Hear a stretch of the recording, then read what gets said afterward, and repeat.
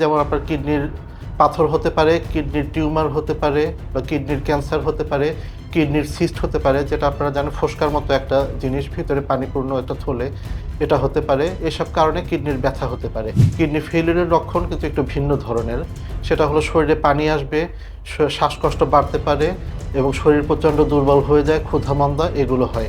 অথবা অনেক প্রসূতি মা আছেন বাড়িতে ডেলিভারি করাতে যেয়ে প্রচুর রক্তপাত হয়, সেক্ষেত্রে তার প্রস্রাব বা কিডনি নষ্ট হয়ে প্রস্রাবই কমে যেতে পারে। আপনার আইভিউ অথবা সিটি স্ক্যান, এমআরআই যেগুলো কন্ট্রাস্ট দিয়ে করা হয়, অথবা করোনারি অ্যাঞ্জিওগ্রাম, এগুলোর পরেও কিছু রোগীর কিডনি খারাপ হতে পারে, তাৎক্ষণিকভাবে খারাপ হতে পারে। ডায়াবেটিস, গ্লোমারুলোনেফ্রাইটিস বা কিডনির নেফ্রাইটিস এবং উচ্চ রক্তচাপ, এই তিনটি প্রধান কারণ স্থায়ীভাবে কিডনি বিকল বা ধীরগতির কিডনি বিকলের। প্রোস্টেট বড় হয়ে গেলেও আপনার যদি প্রস্রাবের প্রতিবন্ধকতা হয়, সেক্ষেত্রেও ধীরগতির কিডনি বিকল হতে পারে।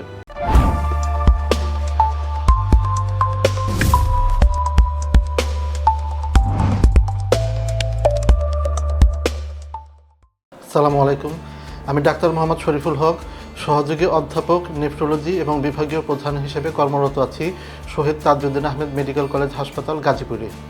কিডনি রোগ বিষয়ে আপনাদের সঙ্গে কিছু গুরুত্বপূর্ণ কথা শেয়ার করতে চাই।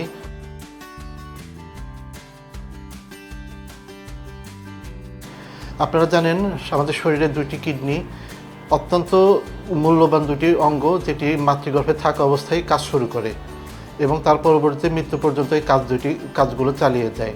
কিডনির গুরুত্বপূর্ণ কিছু কাজের ভিতর শুধু প্রস্রাব তৈরি করা না, আমাদের শরীর থেকে অনেক বর্জ্য পদার্থ এটা প্রস্রাবের মাধ্যমে বের করে নিয়ে যায়।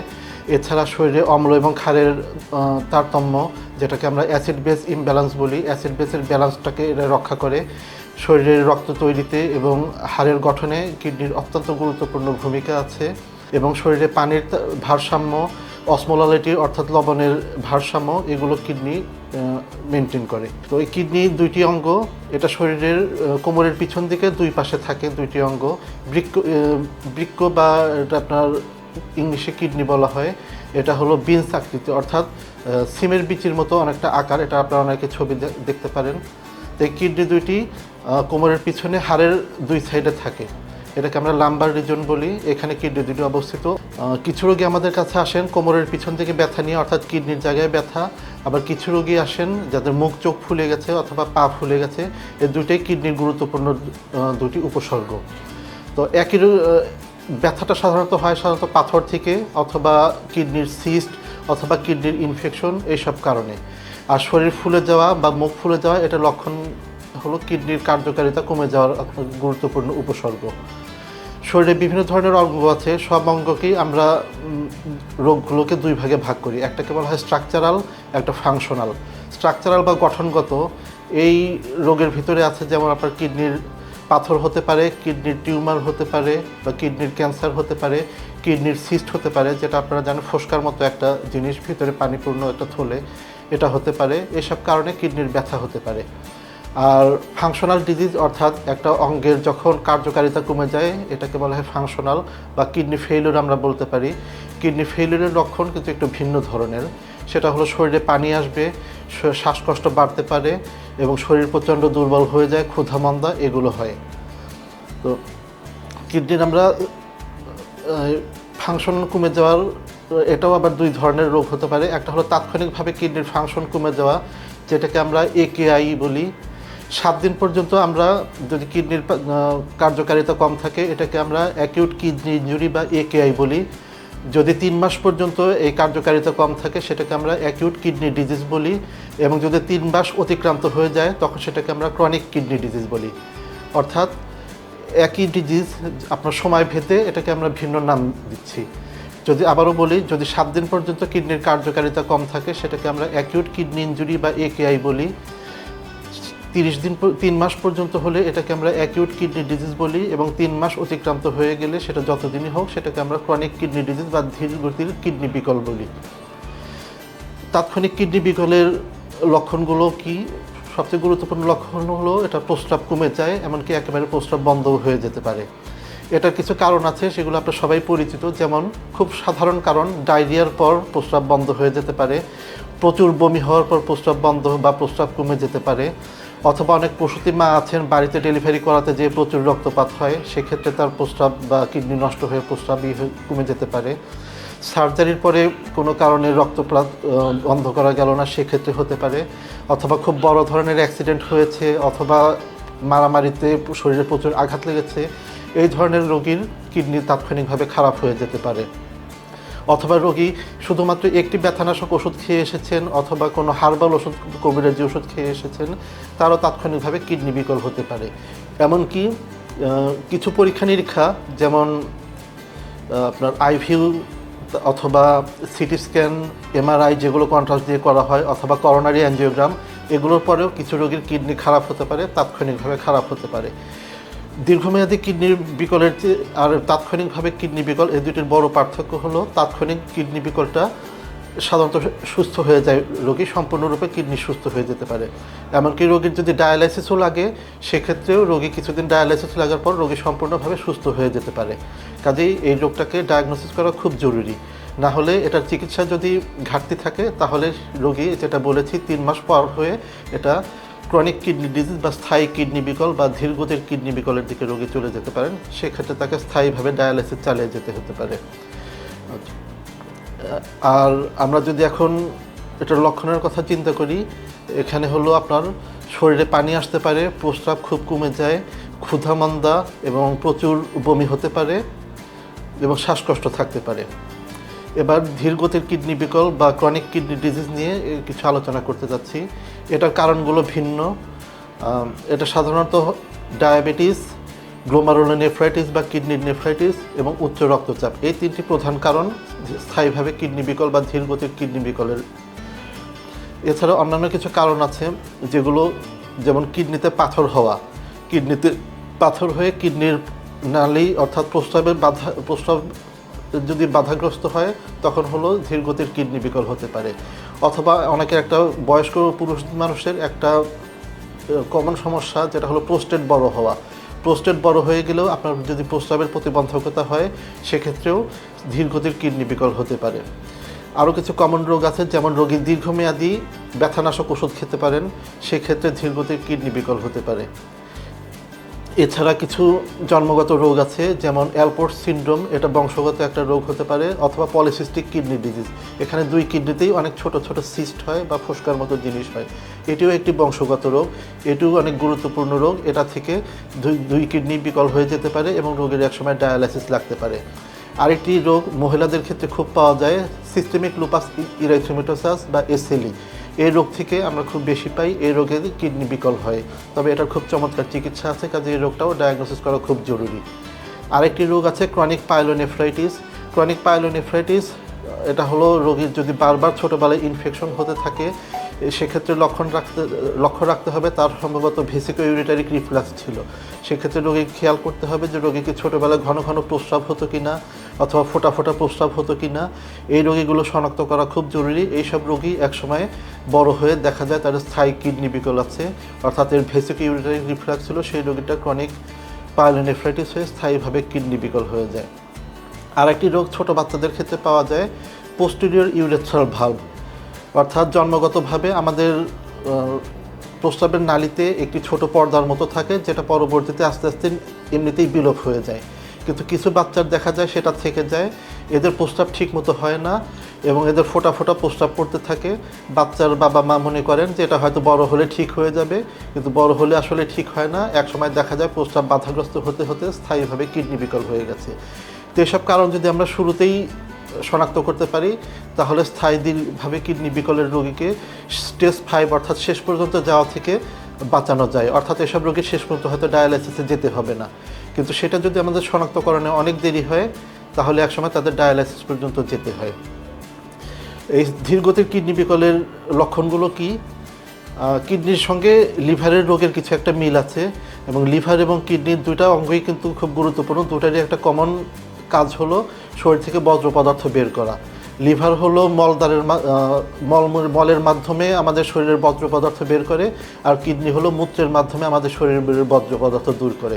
এই 2টা অঙ্গকেই লক্ষ্য করবেন যে আমাদের যদি 2টা অঙ্গই যদি ফেল করে, তাহলে খুব ক্ষুধামন্দা হয়, খুব অরুচি হয় এবং বমি ভাব হতে থাকে। এবং এই কারণে অনেক কিডনি রোগী প্রথম দিকে মনে করেন তারা আসলে জন্ডিস আছে, তারা কবিরাজের দিকে দৌড়ান। কিন্তু শুরুতেই যদি এটা আপনার মনে রাখতে হবে যে এইসব লক্ষণ আসলে শুধু জন্ডিস না, কিডনি বিকলেও এসব লক্ষ্য করা যায়। কাজে কারো ক্ষুধামন্দা, অরুচি বা শরীর ফ্যাকাশে হয়ে যাওয়া এ ধরনের লক্ষণ থাকলে শুরুতেই ডাক্তারের শরণাপন্ন হয়ে জন্ডিসের পাশাপাশি কিডনি টেস্টটাও করে নেওয়া জরুরি। আরেকটি গুরুত্বপূর্ণ লক্ষণ হলো এদের প্রেশার আগে না থাকলেও পরে প্রেশার হয়, অথবা যাদের আগে থেকেই প্রেশার ছিল তাদের প্রেশার আরও অনেক বেশি বেড়ে যায়। এইসব রোগীর শরীর ফ্যাকাশে হয়ে যায়, কারণ কিডনির একটা গুরুত্বপূর্ণ কাজ আগেই বলেছি রক্ত তৈরি করা। এদের শরীরে রক্ত কম থাকে, এই জন্য এদের শরীর খুব ফ্যাকাশে থাকে। রক্ত না থাকার কারণে শরীর অত্যন্ত দুর্বল থাকে এবং আস্তে আস্তে এর প্রস্রাব কমে যাওয়ার কারণে পা ফুলতে থাকে, মুখ ফুলতে থাকে এবং একসময় দেখা যায় যে শরীরে খুব গা চুলকাতে থাকে, শ্বাসকষ্ট হয়, শরীর খুব দুর্বল হয়ে পড়ে। তো এইসব লক্ষণ থাকলে আমাদের লক্ষ্য করতে হবে যে এর স্থায়ীভাবে কিডনি বিকল আছে কিনা। এইসব রোগের ক্ষেত্রে আমাদের চিকিৎসা কী? এসব রোগের ক্ষেত্রে আমাদের চিকিৎসা শুরুতেই করতে হবে তার যেসব কারণ বললাম সেই কারণগুলোকে আসলে অ্যাড্রেস করা। যেমন ডায়াবেটিস থাকলে ডায়াবেটিস কন্ট্রোল করতে হবে, উচ্চ রক্তচাপ থাকলে উচ্চ রক্তচাপের চিকিৎসা দিতে হবে, অথবা যদি কারো গ্লোমারুলোনেফ্রাইটিস থেকে থাকে সেই গ্লোমারুলোনেফ্রাইটিসের এক এক ধরনের গ্লোমারুলোনেফ্রাইটিসের জন্য এক এক রকম চিকিৎসা সেটা দিতে হবে। যদি কোনো ইনফেকশন থাকে ইনফেকশনের জন্য চিকিৎসা দিতে হবে। আর সবচেয়ে গুরুত্বপূর্ণ হলো যেসব কারণে কিডনি আরও বেশি খারাপ হয় সেসব কারণগুলো ত্যাগ করতে হবে। যেমন সাধারণত রোগীর ব্যথানাশক ওষুধ আগে যদি খেতে হতো, ব্যথানাশক ওষুধ কিডনিকে খুব খারাপ করে দেয়। কিছু কিছু অ্যান্টিবায়োটিকের ডোজ কিডনি রোগে কমাতে হতে পারে। আপনার কিছু কিছু ট্রিটমেন্টের পুরনো ট্রিটমেন্টের পরিবর্তন আনতে হতে পারে। যেমন আপনার আগে থেকে এক ধরনের প্রেশারের ওষুধ খেয়ে থাকেন, কিন্তু কিডনি রোগ হয়ে যাওয়ার পর আপনার অন্য এক ধরনের প্রেশারের ওষুধ খেতে হতে পারে। আপনি আগে থেকেই এক ধরনের ডায়াবেটিসের চিকিৎসায় অভ্যস্ত, কিডনি রোগের কিছু ডায়াবেটিক রোগীর জন্য কিছু আধুনিক চিকিৎসা আছে এবং যেটা কিডনির জন্য ভালো, সেক্ষেত্রে আপনার পুরাতন ওষুধ ত্যাগ করে নতুন ওষুধের জন্য আসতে হতে পারে। কিডনি রোগীর ক্ষেত্রে আমরা কী কী পরীক্ষা নিরীক্ষা করতে থাকি? সাধারণত প্রস্রাব এবং ক্রিয়েটিনিন, রক্তের ক্রিয়েটিনিন, এই দুইটা টেস্ট করা হয়। প্রস্রাবে দেখা হয় রোগীর প্রস্রাবে রক্ত যাচ্ছে কিনা, রোগীর প্রস্রাবে প্রোটিন যাচ্ছে কিনা। আর রক্তের একটা গুরুত্বপূর্ণ টেস্ট যেটা রক্তের ক্রিয়েটিনিন। রক্তের ক্রিয়েটিনিন পুরুষের ক্ষেত্রে 1.3 পর্যন্ত এবং মহিলাদের ক্ষেত্রে 1.2 মিলিগ্রাম পর্যন্ত নর্মাল। যদি এর চেয়ে বেশি হয়ে যায় তাহলে সতর্ক হতে হবে। তবে প্রসূতি মাদের ক্ষেত্রে মনে রাখতে হবে তাদের কিডনির রক্তের ক্রিয়েটিনিন যদি 0.7-এর বেশি হয়ে যায় তাহলে সেটা অনেক বেশি খারাপ। এসব ক্ষেত্রে আমাদের দ্রুত চিকিৎসকের শরণাপন্ন হতে হবে। এছাড়া আরেকটি পরীক্ষা আছে গুরুত্বপূর্ণ, সেটা হলো আল্ট্রাসোনোগ্রাম। অর্থাৎ কিডনি রোগের কিন্তু অনেক ধরনের চিকিৎসা আছে, বা অন্য সব রোগেরই অনেক ধরনের পরীক্ষা নিরীক্ষা আছে। এখানে মনে রাখতে হবে যে একটি পরীক্ষা দিয়ে সার্বিক চিকিৎসা নয়, এক একটি পরীক্ষা এখানে এক একটা পরীক্ষার পরিপূরক। কেউ কারো বিকল্প না যে এই পরীক্ষা না করে ওই পরীক্ষা করবো। একই রোগীর বিভিন্ন ধরনের পরীক্ষা করতে হবে। যেমন রক্ত পরীক্ষা আপনাকে বলে দিবে কিডনিটা খারাপ, এর সঙ্গে আল্ট্রাসোনোগ্রাম আপনাকে বলবে কিডনির চেহারাটা কেমন, অর্থাৎ কিডনিটিকে স্থায়ীভাবে খারাপ বা সাময়িকভাবে খারাপ, অথবা কিডনির খারাপের কিছু কারণ বোঝা যেতে পারে, যেমন কিডনিতে পাথর আছে কিনা, বা কিডনিতে সিস্ট আছে কিনা, বা কিডনিতে টিউমার আছে কিনা, এমনকি কিডনি যদি ফুলে যায় কিডনিতে পানি জমা আছে কিনা, এটা যেটা আমরা বলেছি অবস্ট্রাকশন, অর্থাৎ প্রস্রাব বের হয় বাধাগ্রস্ত হচ্ছে কিনা, এইসব কারণ আল্ট্রাসোনোগ্রাম থেকে পাওয়া যাবে। এক্সরেতেও কিছু কিছু কারণ দেখা যেতে পারে। রক্তের অন্যান্য পরীক্ষা করে দেখতে হবে তার হিমোগ্লোবিন কম আছে কিনা, অর্থাৎ রক্তের কম আছে কিনা। ডায়াবেটিস, যখন কিডনি খারাপ হয়ে যায় তখন অনেকের ডায়াবেটিস অনেক কমে আসে, অনেকের দেখা যায় ওষুধও খেতে হয় না। তো এটা কিন্তু কোনো ভালো লক্ষণ নয়, এটা নির্দেশ করে যে আপনার কিডনি অনেক বেশি খারাপ হয়ে গেছে। রক্তের ইলেকট্রোলাইটস করে দেখতে হবে, এটা করে দেখতে হবে রক্তের সোডিয়াম, পটাশিয়াম এগুলো ঠিক আছে কিনা। অনেক রোগী মনে করেন যে কিডনি খারাপ মানেই পানি খাওয়া কমিয়ে দিতে হবে।